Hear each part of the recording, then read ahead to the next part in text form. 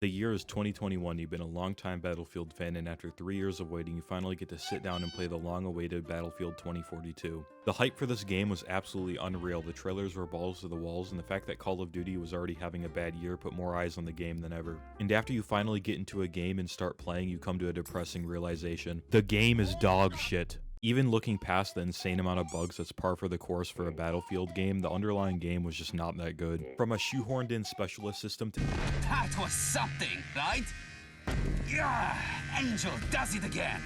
empty maps to lacking basic features that every other shooter has, this game just wasn't very good. The internet tore this game to shreds. It was really hard to find somebody who genuinely liked the game. Even after DICE picked up the broken pieces, a sour taste was still left in everybody's mouth. And here we are in 2024 getting our first look at the new Battlefield game. The first little bit of hopium we get before even diving in is seeing that Vince Zampella is working on the next Battlefield. This guy's resume is actually crazy. He worked on Titanfall 2, Apex Legends, and fucking Modern Warfare 2. So if this guy can't turn the Battlefield franchise around, I don't know what will. And bro is really cooking because immediately he starts talking about Battlefield 3 and 4 and how the series needs to go back to basics. That's probably the best thing he could have said because people were theorizing that after 2042 failed that they were going to try something completely new. The biggest reason 2042 failed long term is that it wasn't really a Battlefield game and people are just wanting that classic gameplay back. Another big relief is that they're going back to the class system and not the hero system. If you haven't played Battlefield before, the games before 2042 had a class system. Each class had their own set of abilities, weapons, and gadgets to choose from. So for example, the assault class would have things like assault rifles and C4, while the scouting class would have sniper rifles and spotting gadgets. This changed when they replaced that system with the hero system in 2042. This meant that any character designed for any purpose can choose any gadget or weapon they want. This led to you being able to create the most overpowered combos. That meant you could do something like choosing the guy with the resupply crate, getting a medic bag and an LMG, and just sitting in the same place for the entire game without having to move.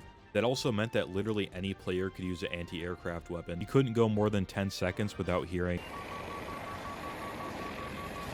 A lot of people were worried they'd stick with the hero system because it drives up cosmetic sales. Being able to use any weapon on any character makes a lot more people willing to buy a weapon skin. Moving on, Zampella also stresses the importance of having nice, dense, well-designed play spaces. This was a big topic in 2042 because of the 128 player maps. To accommodate for having 128 players, things needed to be really spread out. This led to super empty maps with no cover. So this confirmation of 64 players returning is a big win for Battlefield. Zampella also talks about the possibility of Battlefield outselling Call of Duty. Now in my opinion that sounds like a lot of copium, but it does have a small chance of happening. If Call of Duty has a Vanguard style fumble, I really could see it happening. I'm willing to bet that Activision is going to make sure that something like Vanguard is not going to come out in the same year Battlefield comes out. They're going to do some crazy shit like make a Black Ops 2 remaster to make sure that people don't switch over. Now I know a lot of you might be saying, well that's cool and all, but how could the next Battlefield kill the franchise? And to answer that, let's take a look at the timeline of some of the last few Battlefield launches. The year is 2013 and Battlefield 4 releases to the public,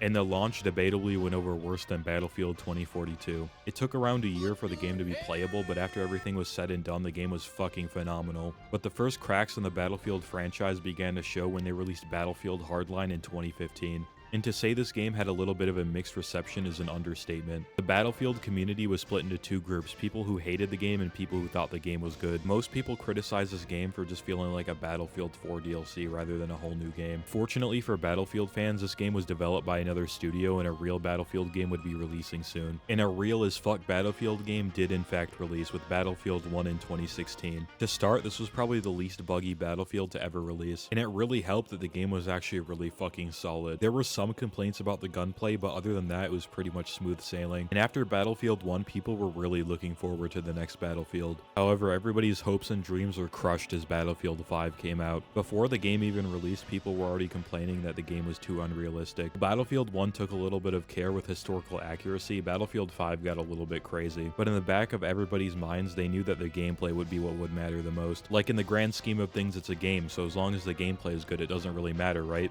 Well, to start, the launch was buggy buggy as fuck. The maps were bad, the guns were bad, the balancing was bad, the vehicles were bad. People really did not like this game. The sales were so bad to the point where it was 85% behind that year's Call of Duty. However, as time went on, people began to appreciate this game a little more. As time went on, people grew to like the gunplay and the movement of this game, calling it the best in the Battlefield franchise. And now we're all caught up to Battlefield 2042. After that, it's pretty obvious that people were really looking for 2042 to save the franchise. What's miraculous is how Battlefield 2042 didn't kill the Battlefield franchise. This game was so abysmal on launch that people were convinced we wouldn't get another Battlefield. The next Battlefield game is objectively going to be the biggest make or break of any gaming franchise. If this game's launch goes over even slightly poorly, you could kiss goodbye to the Battlefield franchise. And while an outsider might consider that an easy task for DICE, it's really not. Seeing as Battlefield's really only had one good launch, they're really going to want to lock in if they want to land this one. And yeah, that's pretty much all I have to say about why this next Battlefield needs to be good. If you're somebody who's not too big on Battlefield, I'd really like to hear your thoughts on this situation. If you enjoyed this yap sesh, consider checking out my last video where I ranked the lolcows of 2024 on a tier list. Like the video and sub to Grub. Okay, bye.